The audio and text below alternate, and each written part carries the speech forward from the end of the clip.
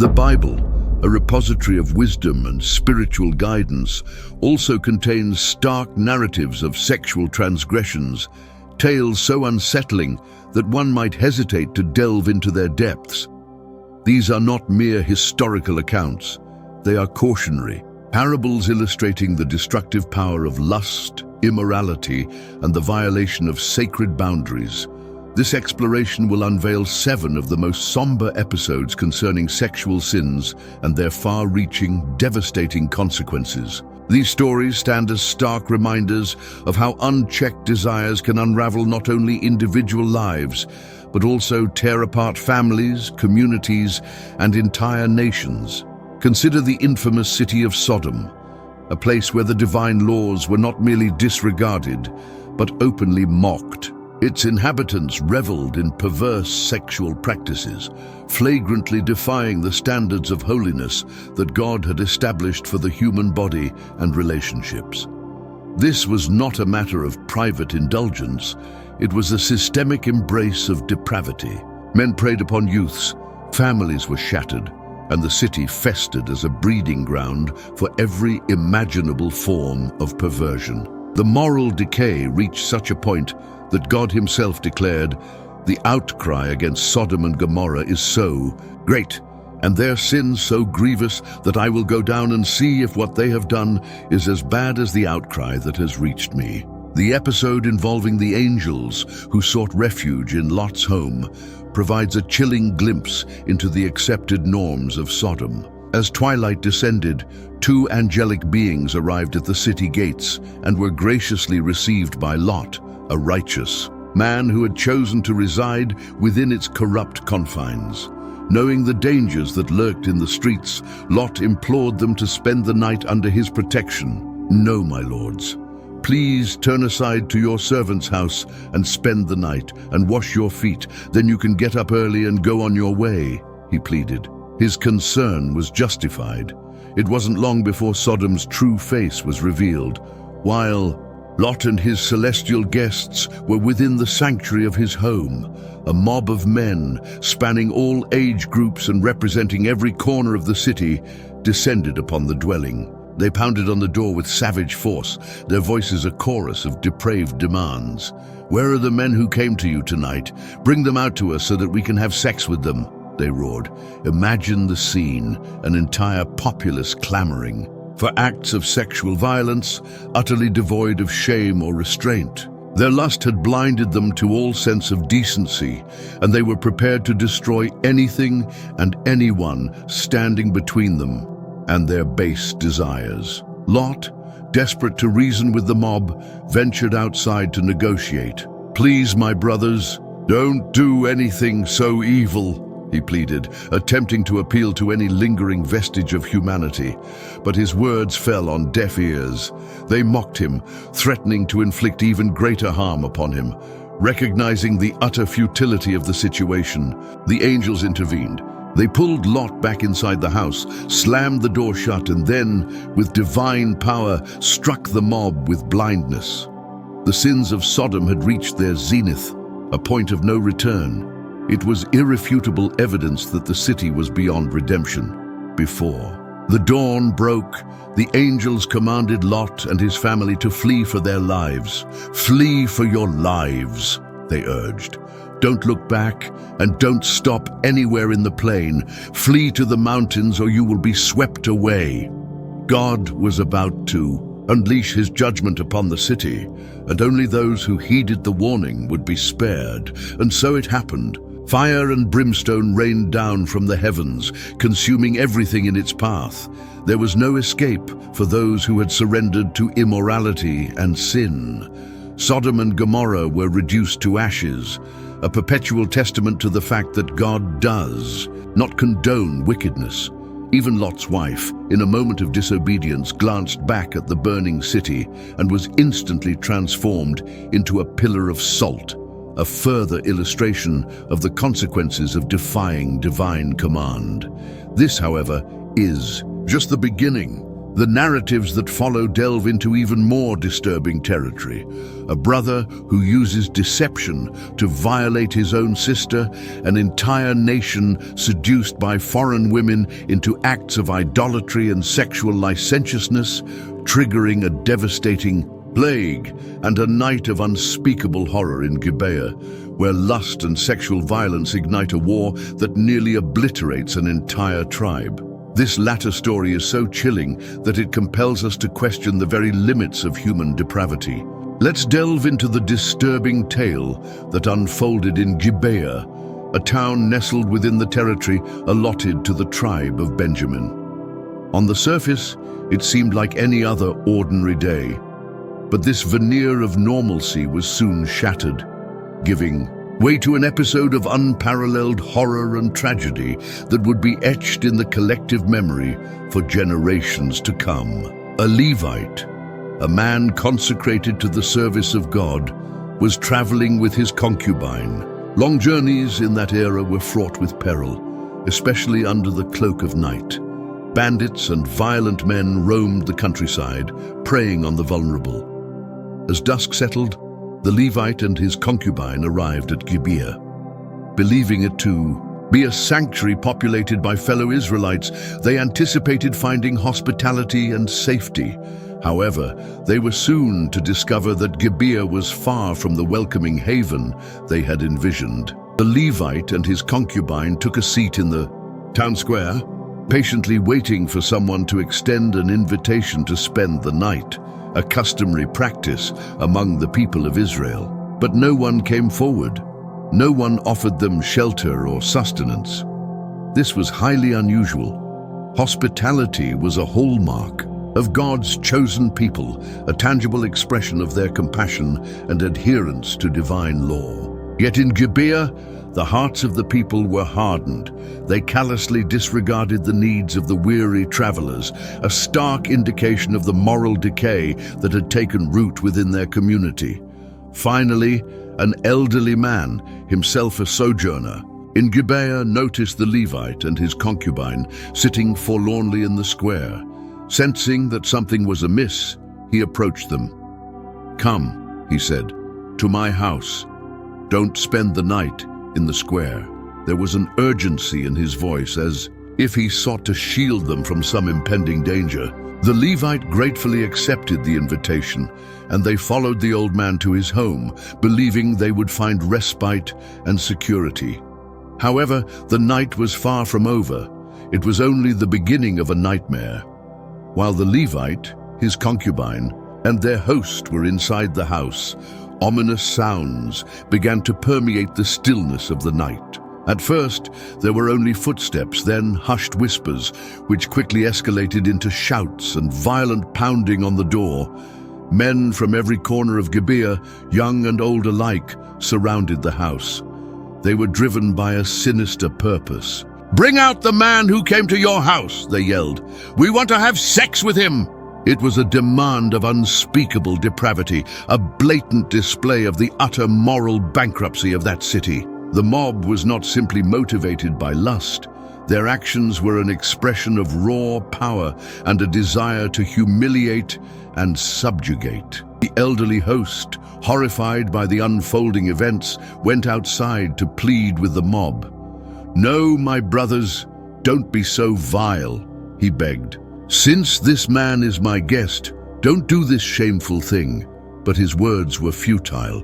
The mob jeered at him, growing even more agitated and menacing. In a moment of desperation, the old man made an unthinkable decision. He offered his own virgin, daughter and the Levite's concubine, to appease the mob's fury. "Look, here is my virgin daughter and his concubine," he said. "I'll bring them out to you now, and you can use them and do whatever you wish. But to this man, do not do such a shameful thing." It was a desperate attempt to avert further violence, but the mob was beyond reason. It was then that the Levite, in an act of cowardice and self-preservation, thrust his concubine out into the night, abandoning her to the merciless crowd. The concubine was dragged from the house and subjected to horrific abuse throughout the night. Her cries of pain and despair echoed through the city, but no one came to her rescue. When the first rays of dawn finally appeared, the mob released her, leaving her broken and bleeding at the doorstep. She barely had the strength to move, her body unrecognizable from the brutal assault. At daybreak, the Levite opened the door and found his concubine lying on the ground, her hands outstretched toward the entrance, as if she had desperately tried to crawl back inside. "Get up," he said to her. "Let's go." But she did not respond. The brutality of the night had extinguished her life. Overwhelmed by grief and outrage, the Levite made a shocking decision that would reverberate throughout the nation of Israel. He carried his concubine's body back home, and in a chilling act, he dismembered it into 12 pieces. Each piece was then sent to one of the tribes of Israel, accompanied by a message: "Consider what has happened in Gibeah, and decide what must be done." When the tribal leaders received the gruesome fragments of the concubine's body, they were seized with horror and indignation. It was a summons to justice, an urgent plea for all of Israel to rise up against the wickedness that had festered in Gibeah. The entire nation gathered at Mizpah to deliberate on the appropriate course of action. The tribes demanded that the men of Gibeah be handed over to face judgment and punishment for their heinous crime. However, the tribe of Benjamin, to which Gibeah belonged, refused to comply. Instead, they chose to protect the guilty, even knowing the magnitude of the abominable act they had committed. This act of defiance ignited a devastating civil war. The tribes of Israel turned against Benjamin, and the ensuing battle was bloody and brutal. In the end, the tribe of Benjamin was nearly annihilated, with only 600 men managing to escape and find refuge in the mountains. The story of Gibeah concluded with utter destruction and profound mourning, a grim reminder of the consequences of unchecked depravity. But the dark tales of sexual sin do not end there.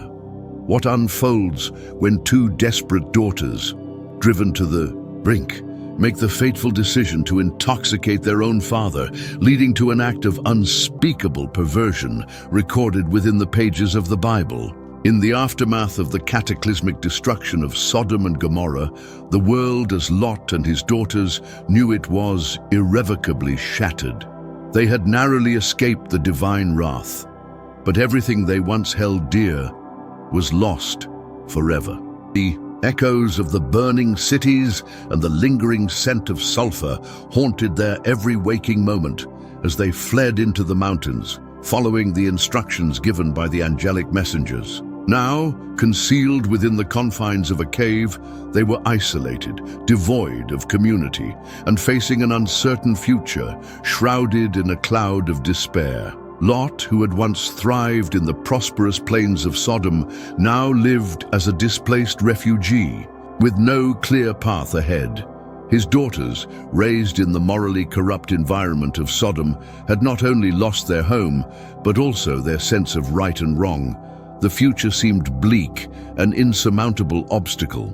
Consumed by desperation, the elder daughter turned to her younger sister with a horrifying proposition. "Our father is old," she said, "and there is no man on earth to marry us, as is the custom of the land. Let's get our father to drink wine, and then sleep with him so we can preserve our family line." It was a shocking plan, born from a mixture of ignorance, fear, and the distorted moral compass they had inherited from Sodom. They resolved to take matters into their own hands without seeking divine guidance or counsel. That very night, the sisters put their plan into action. The elder daughter offered Lot wine until he was completely drunk, oblivious to the sinister plot unfolding around him. Then she lay with him. Lot was completely unaware of what had transpired. He, who had been spared from the destruction of Sodom because he was considered righteous, now found himself unwittingly entangled in an act that violated the very core of God's moral and spiritual laws. The next day, the elder daughter emboldened her younger sister. "Last night I lay with my father," she said. "Let's get him to drink wine again tonight, and you go in and lie with him so we can preserve our family line through our father." And so, the cycle of deception and incest continued. From this union, Both daughters conceived and gave birth to sons. These children became the progenitors of two nations that would significantly impact the history of Israel. Moab, the son of the elder daughter, became the ancestor of the Moabites. Ben-Ami, the son of the younger daughter, became the father of the Ammonites. Despite sharing a distant connection to Abraham through Lot, these two nations grew up in opposition to Israel. The Moabites and Ammonites not only rejected the ways of God, but also became sworn enemies of Israel, introducing idolatry, war, and spiritual corruption into the region. The consequences of that single act of desperation and moral compromise would be felt for generations to come. The priests of Israel held a unique and sacred role within the community. They served as intermediaries between God and the people, offering sacrifices, tending to the tabernacle, and ensuring that the Israelites remained faithful to God's laws. However, during the time of Eli, the high priest of Israel, a horrifying corruption took root. Eli's own sons, Hophni and Phinehas, became symbols of immorality and desecration, defiling the tabernacle with their scandalous sexual sins. Hophni and Phinehas were the sons of Eli, the very man entrusted with the spiritual leadership of Israel. From their earliest years, they were instructed in the law of God and granted direct access to the sacred rituals of the priesthood. They were expected to be exemplars of purity and obedience, setting a standard of righteousness for the entire nation. But instead, they became the antithesis of everything they were meant to represent: arrogant, greedy, and utterly immoral. In 1 Samuel 2:12, the Bible offers a blunt and damning assessment of their character. Eli's sons were scoundrels. They had no regard for the Lord. Their sins extended far beyond mere disrespect for the priestly rules. They exploited their position for personal gain, engaging in practices that were deeply offensive to God and the people. One of their most egregious offenses was the theft of portions of the offerings brought to the tabernacle. When people brought their sacrifices, a portion was designated for the priests as sustenance, but the remainder was consecrated to God. Hophni and Phinehas disregarded this sacred division. They would send their servants to forcibly seize the best cuts of meat, even before the sacrificial fat had been burned on the altar. The people were outraged and bewildered. "Let the fat be burned first, as the Lord requires," they protested, reminding the priests of their divine obligations. But the servants of Hophni and Phinehas, acting under their orders, would respond with threats. "No, hand it over now. If you don't, we'll take it by force." This act was not merely a matter of material theft, it was a spiritual violation. They were desecrating the sacred offerings, treating God's provisions with contempt, and undermining the very foundation of the sacrificial system. But the theft, as reprehensible as it was, paled in comparison to the manner in which Hophni and Phinehas treated the women who served at the entrance to the tabernacle.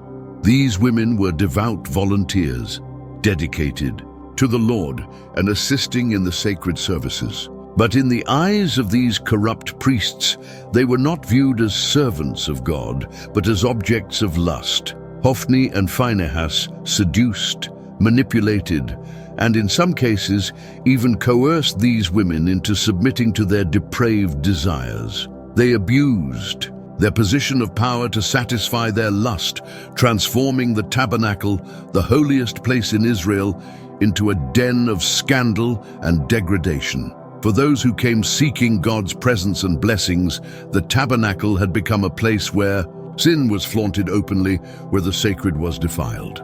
The example set by these priests was eroding the faith and reverence of the people, leading them astray from the path of righteousness. Eli, the father of Hophni and Phinehas, was fully aware of their transgressions.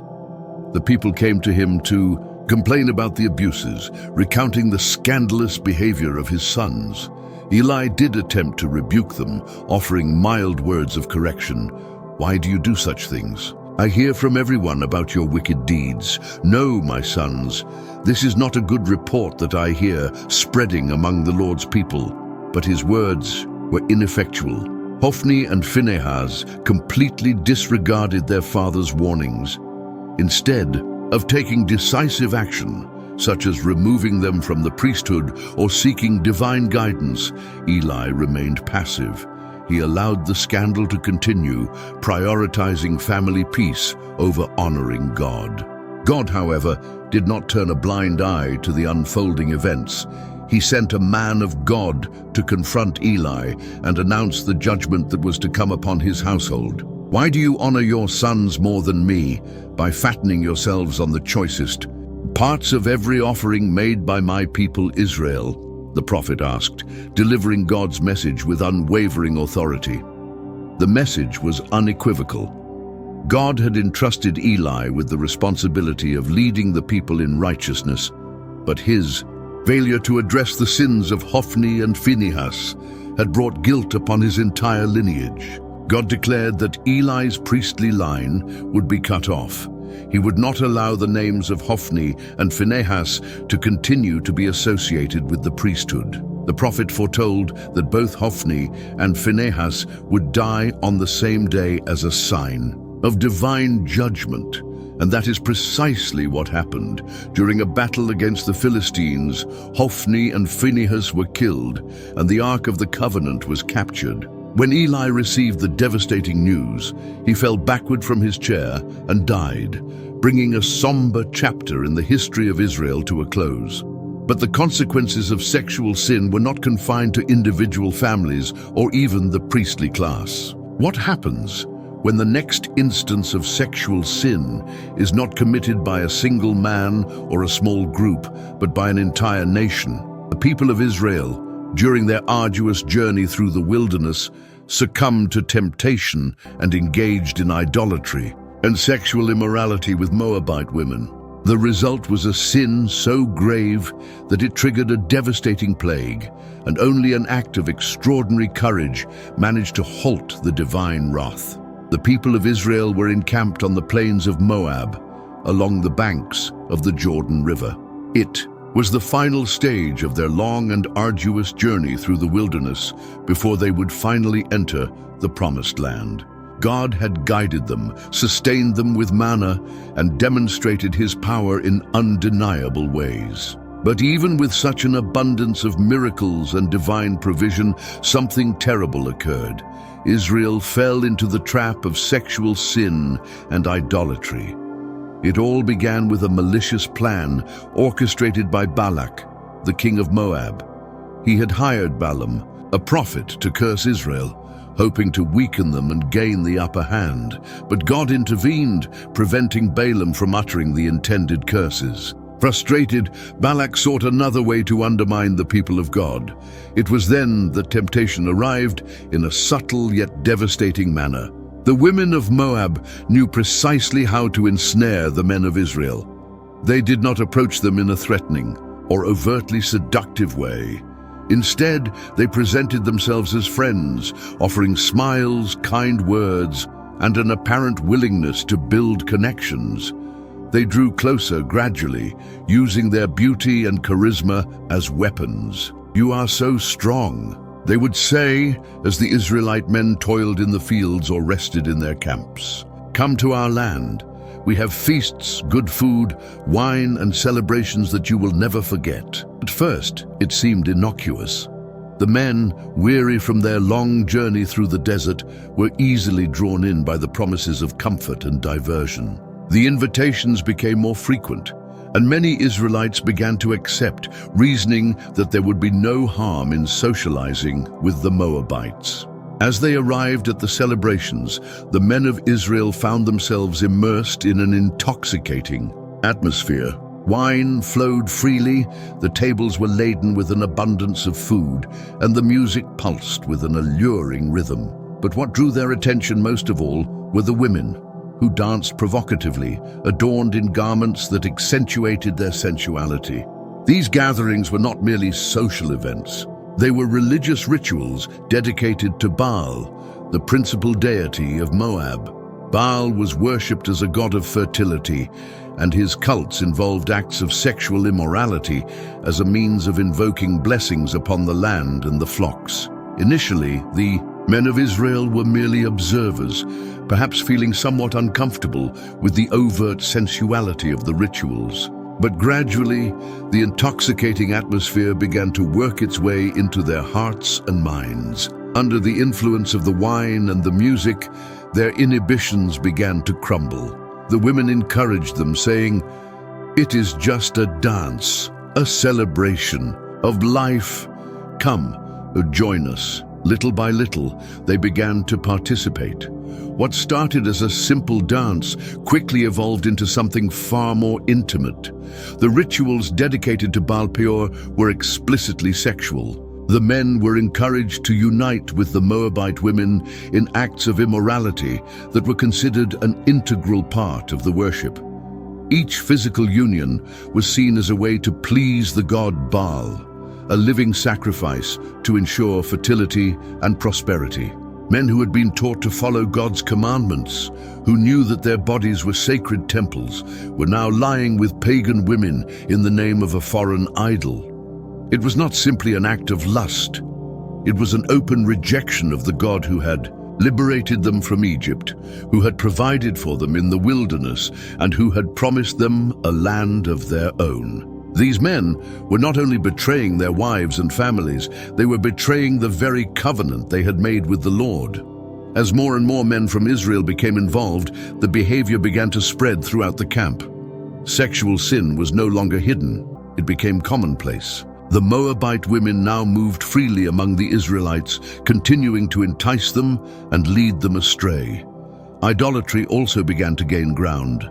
Small altars to Baal began to appear here and there, and sacrifices were offered in plain view of the people. These were not merely secret acts. They were openly defiant challenges to God's authority.